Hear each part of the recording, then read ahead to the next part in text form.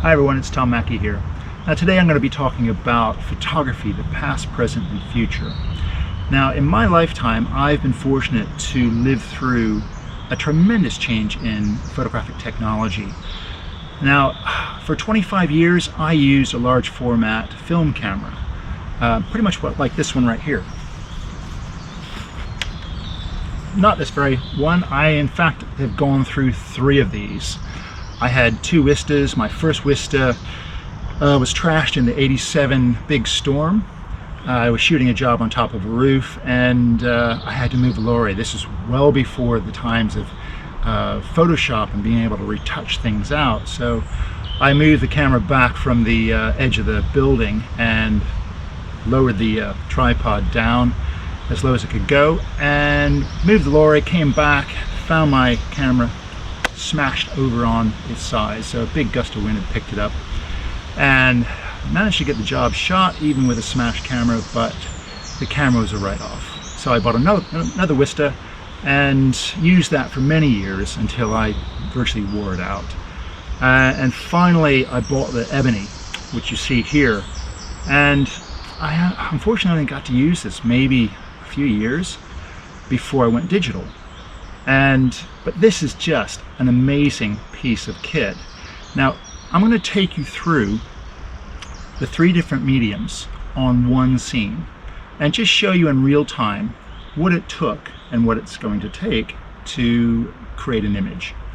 So starting with this first, there is nothing automatic about this camera. I think the nice thing about large format, it creates discipline in my workflow, in the way I work in the field, in that you have to think about everything. You have to think about perspective, the focus, composition. Now when you look through the ground glass in the back here, you see the image upside down and backwards. So I always think if it looks great upside down and backwards, it's going to look even better right side up. So after you compose, then you have to make sure you close the shutter and do various things. But before we even get to that, let's talk about the film. So this is the film. Obviously this would be inside of a dark slide like this. And when I would go on, say, a 2-week shoot, I would probably shoot 200 to 300 of these sheets. Now I would take about a dozen film holders. So I would have to load in the field. Because I didn't have a darkroom, it's not convenient when you're on location.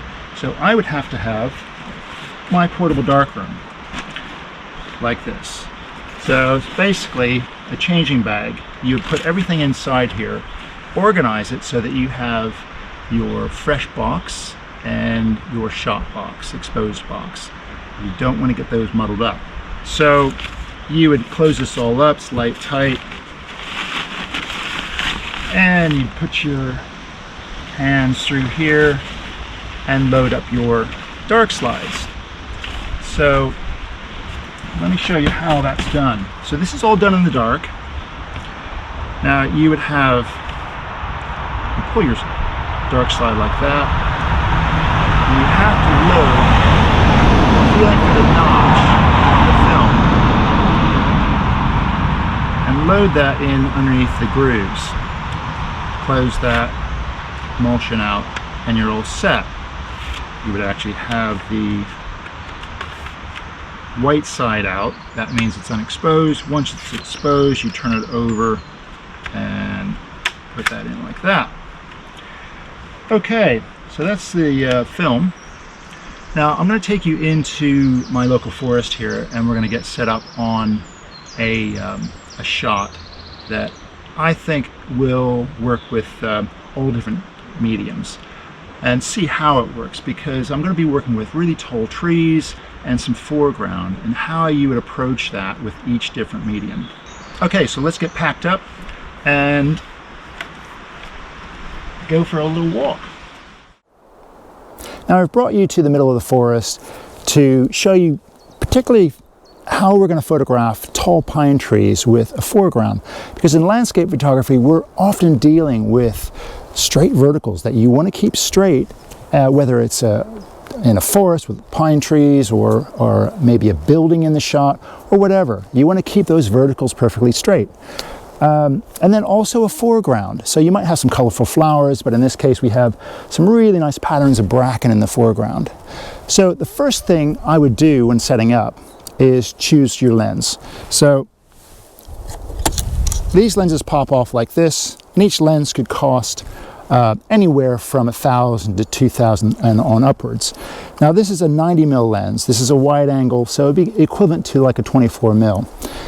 Now I do have a polarizing filter, and what I normally do is fit polarizing filters to all my lenses, so I don't have to keep putting them on and off. So remember I said how slow this format is.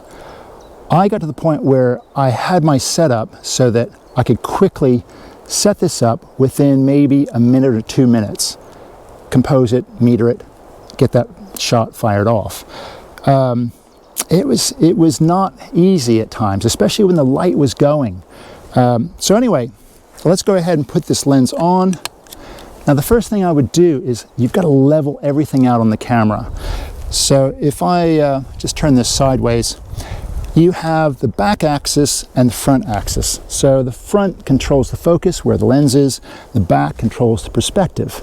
So you have all these different adjustments that you can make to this. It can tilt, it can shift, it can swing, it does everything. So what we're going to do first is level this out. So let's go ahead and do that.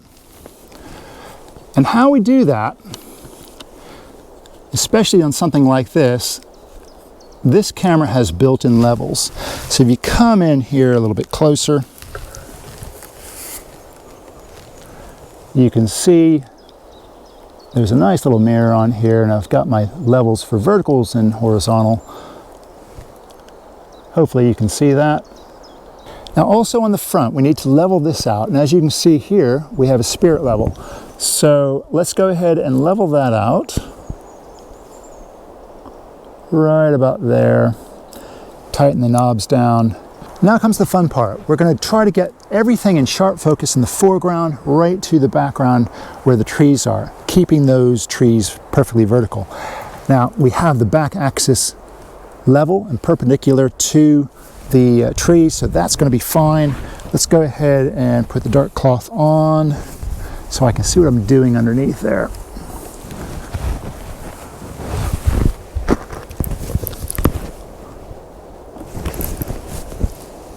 Okay, first off, I'm going to focus on the background, on the trees. And then I can see the foreground is completely out of focus. So next I'm going to tilt the front lens ever so slightly. And then I'm going to focus back. And this is a matter of getting the focus point just right about there. Now, let me just touch on what's called the shine Fluge rule. Now, I remember I was telling a client this, and she thought I was pulling her leg because with a name like shine Fluge, you know, that sounded a little bit far-fetched, but it was actually derived by Dr. Shine Fluge. And what it was, in theory, you have the back axis, the front axis, and your subject plane. So if you take all three of those lines, those imaginary lines, and you draw a line down to the subject plane, where that meets, everything is going to be in sharp focus. So as I'm tilting my front axis, that's changing the pitch of that line. So it then comes into alignment with the back axis right at my foreground, the subject plane. So I'm just going to double check that focus. I can see that. Yep, that's good. Right. Tighten everything down.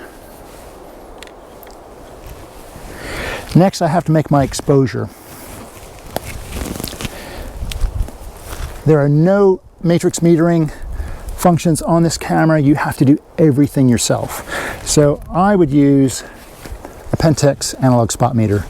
Now this is a 1 degree spot, so it's just taking a very small section wherever you put that on.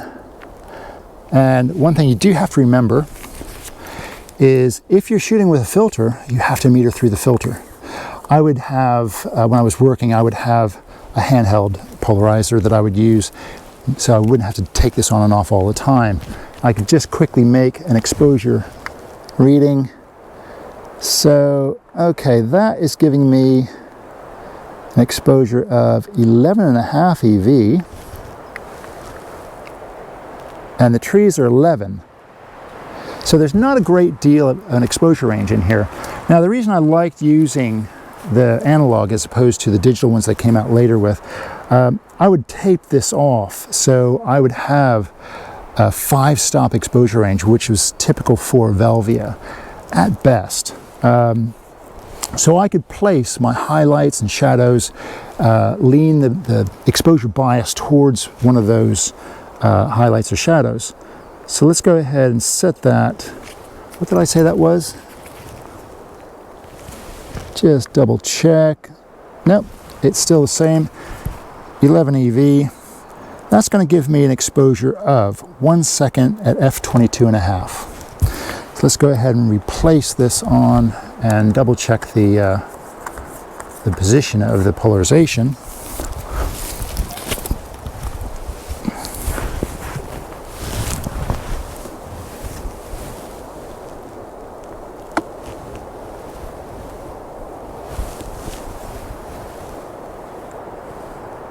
Okay, right about there. Okay, next, let's go ahead and remember to close the lens. The number of times that I forgot to close the lens and I put the film in the back, exposed it straight away and thought, why isn't my shutter clicking? It was cocked then, but it was because I had my lens open. So let's go ahead and close that, cock the shutter, and I'm ready to go. So let's put the film in, take the dark slide out, and this is always problematic with shooting with large format. If you had anything moving, it's going to blur. So I would often wait ages for things like this, like the foreground, to stop blowing. Over a 1 second exposure, that is going to be, and make sure I set that. Let's say 22.5. Yeah, I almost messed that up. Okay, we'll just wait till that stops blowing. And often I would have to wait ages, but hopefully this will stop in a sec. There it goes.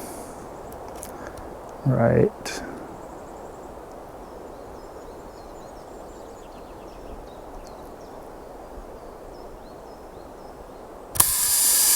There we go. Replace the dark slide with the dark side out. And there we are. Now I would send this off to a lab.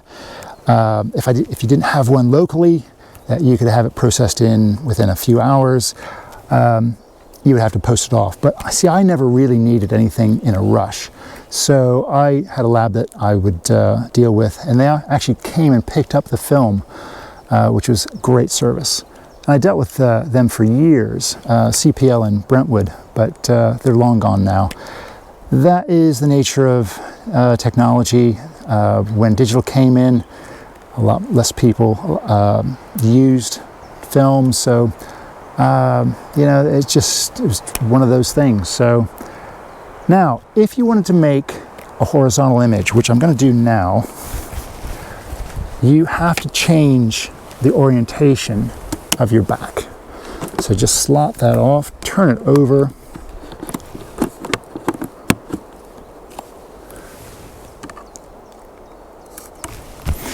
Cock the shutter.